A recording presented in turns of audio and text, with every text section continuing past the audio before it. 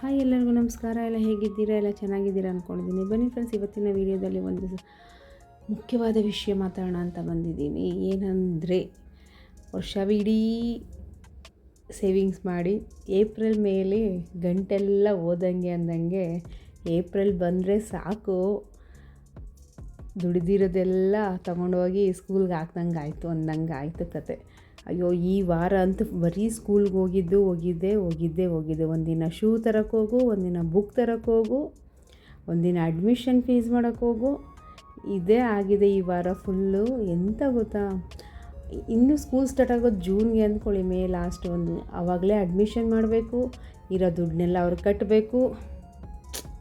ನಾವು ಡಿಗ್ರಿ ಮಾಡಿದ್ದೀವಿ, ಡಿಗ್ರಿ ಮಾಡಿರೋ ದುಡ್ಡನ್ನ ನಾವು ಹೋಲಿಸ್ಕೊಂಡ್ರೆ ಇವಾಗ ಕಟ್ಟೋ ಫೀಸ್ ಹೋಲಿಸ್ಕೊಂಡ್ರೆ LKG ಕಟ್ಟೋ ಕಾಲು ಭಾಗನೂ ನಾವು ಫುಲ್ಲು 1ನೇ ಕ್ಲಾಸಿಂದ ಹಿಡಿದು ಡಿಗ್ರಿ ತನಕ ಆಗೇ ಇಲ್ಲ ಅನಿಸುತ್ತೆ ನೋಡಿ ದುಡ್ಡು. ಈಗಿನ ಮಕ್ಳಿಗಂತೂ ಪ್ರೀ KGಗೆ 1 ಲಕ್ಷ, 1.25 ಲಕ್ಷ ಆಗ್ಬಿಟ್ಟಿದೆ. ಪಾಪ ಎಂತ ಮಾಡೋದು.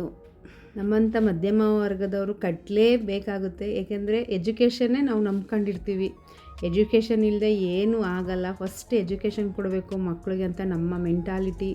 ನಮ್ಮ ಇದರಲ್ಲಿ ಎಷ್ಟೇ ದುಡ್ಡಾದರೂ ಅಪ್ಪ ಅಮ್ಮ ಮಕ್ಕಳನ್ನ ಒಳ್ಳೆ ಸ್ಕೂಲಿಗೆ ಸೇರಿಸ್ಬೇಕು ಅಂತ ಮೆಂಟಾಲಿಟಿ ಇದ್ದೇ ಇರುತ್ತೆ.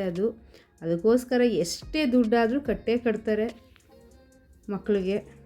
ಬಟ್ ಅಂತೀವಿ, ಅಯ್ಯೋ ಮಕ್ಕಳು ಮಕ್ಕಳು ಎಲ್ಲಾದರೂ ಓದ್ತಾರೆ, ಯಾವ ಸ್ಕೂಲಾದ್ರೇನು ಅಂತ. ಅದು ಎಷ್ಟೋ ಚರ್ಚೆ ನಡೆದಿದೆ. ಬಟ್ ಆ ವಿಷಯಕ್ಕೆ ಮಾತ್ರ ಯಾರು ಹೋಗಲ್ಲ. ಬರೀ ನಾವು ಬಾಯಿ ಮಾತು ಮಾತ್ರ ಆಡ್ತೀವಿ. ಯಾವ ಸ್ಕೂಲಾದ್ರೇನು, ಕನ್ನಡ ಮೀಡಿಯಮ್ ಆದ್ರೂ, ಗೌರ್ಮೆಂಟ್ ಸ್ಕೂಲ್ ಆದ್ರೇನು ಅಂತ ಹೇಳ್ತೀವಿ. ಬಟ್ ಅದು ನಡೆಯಲ್ಲ. ಏನೇ ಆದರೂ ಒಳ್ಳೆ ದೊಡ್ಡ ಇಂಗ್ಲೀಷ್ ಸ್ಕೂಲಲ್ಲಿ ನಮ್ಮ ಮಕ್ಕಳು ಓದಬೇಕು ಅನ್ನೋ ತಂದೆ ತಾಯಿಗಳ ಆಸೆ ಅದು ಮುಗಿಯಲ್ಲ, ಅದು ಹೋಗಲ್ಲ. ಅದರಲ್ಲಿ ನಾವು ಇರ್ತೀವಿ, ನಾನು ಇದ್ದೀನಿ ಆಲ್ರೆಡಿ.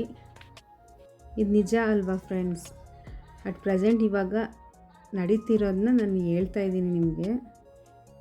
ಏನೋ ತಂದೆ ತಾಯಿ ಇಬ್ಬರು ಕೆಲಸದಲ್ಲಿದ್ದು ಇಬ್ಬರು ದುಡಿತಿದ್ರೆ ಹೆಂಗೋ ಮ್ಯಾನೇಜ್ ಆಗುತ್ತೆ. ಬಟ್ ಒಬ್ಬರೇ ದುಡಿದು ಇಬ್ಬರು ಮಕ್ಕಳಿದ್ದು ಎಲ್ಲನೂ ಮೇಂಟೈನ್ ಮಾಡಬೇಕು ಅಂದರೆ ತುಂಬ ಕಷ್ಟ ಆಗುತ್ತೆ. ಅದು ಬೆಂಗಳೂರು ಸಿಟಿಲಂತೂ ತುಂಬ ಕಷ್ಟ ಆಗುತ್ತೆ. ಬಾಡಿಗೆ ಮನೆ ಕಟ್ಕೊಂಡು ಎಲ್ಲ ವ್ಯವಸ್ಥೆ ಎಲ್ಲ ಮಾಡಿಕೊಂಡು ಜೀವನ ನಡೆಸೋದು, ಮತ್ತು ಅದ್ರ ಜೊತೆಗೆ ಈ ಥರ ದುಬಾರಿ ಫೀಸ್ಗಳನ್ನೆಲ್ಲ ಕಟ್ಕೊಂಡು ಹೋಗೋದೇ ಒಂದು ನಮಗೆ ಚಾಲೆಂಜ್ ಆಗಿದೆ ಫ್ರೆಂಡ್ಸ್. ಅಂದರೆ ಮಕ್ಕಳಿಗೆ ಒಳ್ಳೆ ಎಜುಕೇಷನ್ ಕೊಡಿಸ್ಬಿಟ್ರೆ ಅವ್ರ ಜೀವನ ಚೆನ್ನಾಗಿರುತ್ತೆ ಅಂತ ನಮ್ಮ ಮೆಂಟಾಲಿಟಿ ಇರುತ್ತೆ. ಆಸ್ತಿ ಮಾಡೋದು ಬೇಡ, ಒಳ್ಳೆ ಎಜುಕೇಷನ್ ಕೊಡೋಣ. ಆ ಎಜುಕೇಷನ್ ಅಂದರೆ ಸರಸ್ವತಿ ಬಂದರೆ ಲಕ್ಷ್ಮಿ ತಾನಾಗೇ ಬರುತ್ತೆ ಅಂತ ನನ್ನ ಮೆಂಟಾಲಿಟಿ ಇದೆ ಫ್ರೆಂಡ್ಸ್. ನಿಜವಾಗ್ಲೂ ಅದು ಎಲ್ಲರ ಅಮ್ಮಂದರು ಅಂದರೆ ತಂದೆ ತಾಯಿಗಳ ತಲೆಯಲ್ಲಿ ಇದ್ದೇ ಇರುತ್ತೆ. ಅದು ನಮ್ಮ ಮಧ್ಯಮ ವರ್ಗದ ಜನಗಳಂತೂ ಆಸ್ತಿ ಮಾಡೋಕ್ಕೆ ನಾವು ಹೋಗಲ್ಲ. ಮಕ್ಕಳಿಗೆ ಒಳ್ಳೆ ಎಜುಕೇಷನ್ ಕೊಡಬೇಕು, ಅವ್ರ ಕಾಲ ಮೇಲೆ ಅವ್ರು ನಿಂತ್ಕೋಬೇಕು. ಇದೇ ನಮಗೆ ಮೈಂಡಲ್ಲಿ ಫಸ್ಟ್ ಬರೋದು. ಕರೆಕ್ಟ್ ಅಲ್ವಾ ಫ್ರೆಂಡ್ಸ್ ನಾನು ಹೇಳೋದು? ಕರೆಕ್ಟ್ ಇದ್ದರೆ ಕಮೆಂಟ್ ಮೂಲಕ ತಿಳಿಸಿ ನಿಮ್ಮ ಅಭಿಪ್ರಾಯಗಳನ್ನು. ನನಗೆ ಸ್ಕೂಲ್ಗೆ ಹೋಗಿ ಬಂದು ಕೆಲಸಗಳೇ ಆಗಿರಲಿಲ್ಲ. ಆದ್ದರಿಂದ ಬಟ್ಟೆ ಎಲ್ಲ ಮುಡಿಸಿ ಮನೆಯೆಲ್ಲ ಕ್ಲೀನಾಗಿ ಒರೆಸ್ಬಿಟ್ಟು, ಇದು ದೊಡ್ಡಪತ್ರೆ ತಂಬುಳಿ ಮಜ್ಜಿಗೆ ಹುಳಿ ಮಾಡೋಣ ಅಂದ್ಬಿಟ್ಟು. ಹೆಂಗಿದ್ರು ಬೇಸಿಗೆ ಅಲ್ವಾ ಫ್ರೆಂಡ್ಸ್, ಇವಾಗ ಎಂಥ ಬೇಳೆ ಸಾರು ಬೇರೆ ಎಂಥ ಸಾರು ಹೋಗೋಲ್ಲ. ಇವಾಗ ಸಿಂಪಲಾಗಿ ಈ ಥರ ಮಜ್ಜಿಗೆ ಹುಳಿನೇ ಹೊಟ್ಟೆ ಒಳಗಡೆ ಹೋಗೋದು. ಆಮೇಲೆ ಜಾಸ್ತಿ ಊಟನೂ ಮಾಡೋಕ್ಕಾಗಲ್ಲ. ಈಗ ಈ ಥರ ಸಿಂಪಲಾಗಿ ಮಜ್ಜಿಗೆ ಹುಳಿ ಮಾಡ್ಕೊಂಡು ಒಂದಿಷ್ಟು ಅನ್ನ ತಿಂದರೆ ಸಾಕಾಗುತ್ತೆ. ಮತ್ತು ಇದು ದೇಹಕ್ಕೂ ತಂಪು ಮತ್ತು ಆರೋಗ್ಯಕ್ಕೂ ಒಳ್ಳೆಯದಿದೆ. ಇದು ನಮ್ಮ ಮೇಲ್ಗಡೆ ನಮ್ಮ ಟೆರೆಸ್ ಮೇಲೆ ಬಿಟ್ಟಿತ್ತು, ಪಾಟಲ್ಲಿ ಬಿಟ್ಟಿತ್ತು ದೊಡ್ಡಪತ್ರೆ ಸೊಪ್ಪು ಎಲ್ಲ ಚೆನ್ನಾಗಿ ಹುರಿದ್ಬಿಟ್ಟು ಒಂದು ಮಜ್ಜಿಗೆ ಹುಳಿ ಮಾಡೋಣ ಅಂದ್ಬಿಟ್ಟು ಮಾಡ್ತಾಯಿದ್ದೀನಿ ಫ್ರೆಂಡ್ಸ್. ಬೆಂಗಳೂರಂತೂ ಸಿಕ್ಕಾಪಟ್ಟೆ ಬಿಸಿಲಾಗ್ಬಿಟ್ಟಿದೆ. ಒಂದು ಸರಿ ಹೊರಗಡೆ ಹೋಗ್ಬಿಟ್ಟು ಬಂದರೆ ಫುಲ್ ಟಯರ್ಡ್ ಆಗಿಬಿಡುತ್ತೆ. ಬಿಸಿಲು ಜಾಸ್ತಿ ಇರೋದ್ರಿಂದ ಎಲ್ಲರೂ ನೀರು ಮಜ್ಜಿಗೆ ಕುಡೀರಿ, ತಂಪಾದ ಪಾನೀಯಗಳು ಕುಡೀರಿ, ಜ್ಯೂಸ್ಗಳು ಮಾಡ್ಕೊಂಡು ಕುಡೀರಿ ಫ್ರೆಂಡ್ಸ್. ನಿಂಬೆಹಣ್ಣು ಜ್ಯೂಸು, ವಾಟರ್ ಮೆಲನ್ ಜ್ಯೂಸು.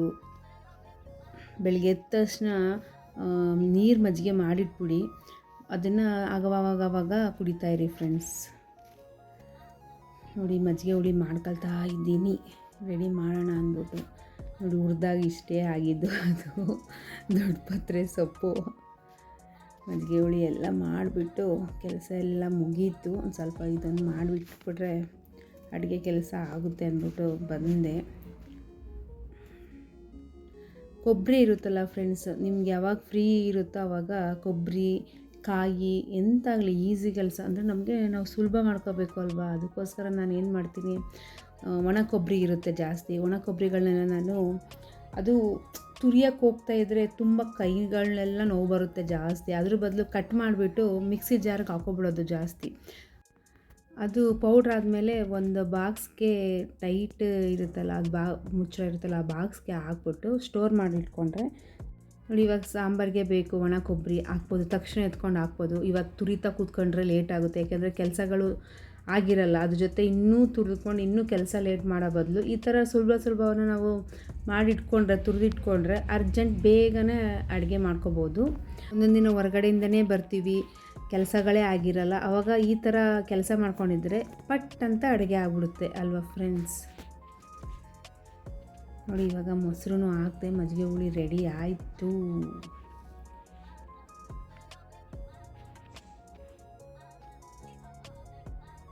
ತುಂಬ ರುಚಿಕರವಾಗಿರುತ್ತದೆ ಫ್ರೆಂಡ್ಸ್. ಇದನ್ನ ಮುದ್ದೆಗಾರು ಊಟ ಮಾಡ್ಬೋದು ನೀವು. ಬಿಸಿ ಅನ್ನಕ್ಕಂತೂ ಸೂಪರ್ ಟೇಸ್ಟಾಗಿರುತ್ತದೆ, ರುಚಿಕರವಾಗಿರುತ್ತದೆ ಫ್ರೆಂಡ್ಸ್. ನೋಡಿ, ಇವಾಗ ಇದೇ ಕೊಬ್ಬರಿನ ಈ ಥರ ಕೊಬ್ಬರಿ ಇರುತ್ತಲ್ವ, ಸಣ್ಣ ಸಣ್ಣ ಪೀಸ್ ಮಾಡಿಕೊಂಡು ಪೌಡ್ರ್ ಮಾಡಿ ಇಟ್ಕೊಬಿಟ್ರೆ ನಿಮ್ಗೆ ಯಾವಾಗ ಅರ್ಜೆಂಟಾಗಿ ನಾವು ಅಡುಗೆ ಮಾಡಬೇಕು ಅಂದಾಗ ಈ ಥರ ಪೌಡ್ರ್ ಇಟ್ಟಿದ್ದಾಗ ನಾವು ಆರಾಮಾಗಿ ಮಾಡಿಕೊಂಡು ನಮ್ಮ ಟೈಮ್ನ ಬೇಗ ಕೆಲಸದಲ್ಲಿ ಮುಗಿಸ್ಬೋದು ಫ್ರೆಂಡ್ಸ್. ಇದು ಇವತ್ತಿನ ವಿಡಿಯೋ ಆಗಿತ್ತು ಫ್ರೆಂಡ್ಸ್. ಇಷ್ಟವಾದಲ್ಲಿ ಲೈಕ್ ಮಾಡಿ, ಶೇರ್ ಮಾಡಿ, ಸಬ್ಸ್ಕ್ರೈಬ್ ಮಾಡ್ಕೊಳ್ಳಿ ನನ್ನ ಚಾನಲನ್ನು. ಏನೇ ಇದ್ದರೂ ಕಮೆಂಟ್ ಮೂಲಕ ತಿಳಿಸಿ. ಯಾರು ಸ್ಕಿಪ್ ಮಾಡದೆ ಫುಲ್ ವಿಡಿಯೋ ನೋಡಿ friends. Thank you very much. ನಿಮ್ಮ ಸಪೋರ್ಟಿಗೆ ನಮ್ಮ ನಮಸ್ಕಾರಗಳು, ಧನ್ಯವಾದಗಳು. Bye bye, take care. ಎಲ್ಲರೂ ಖುಷಿಯಾಗಿರಿ, ಆರೋಗ್ಯವಾಗಿರಿ, ನಗ್ತಾ ಇರಿ ಅಂತ ಹೇಳುತ್ತಾ ಇವತ್ತಿನ ವಿಡಿಯೋನ ಮುಗಿಸ್ತಾ ಇದ್ದೀನಿ. ಬಾಯ್ ಬಾಯ್. ನೆಕ್ಸ್ಟ್ ವಿಡಿಯೋದಲ್ಲಿ ಸಿಗೋಣ. ಬಾಯ್ ಬಾಯ್, ಟೇಕ್ ಕೇರ್.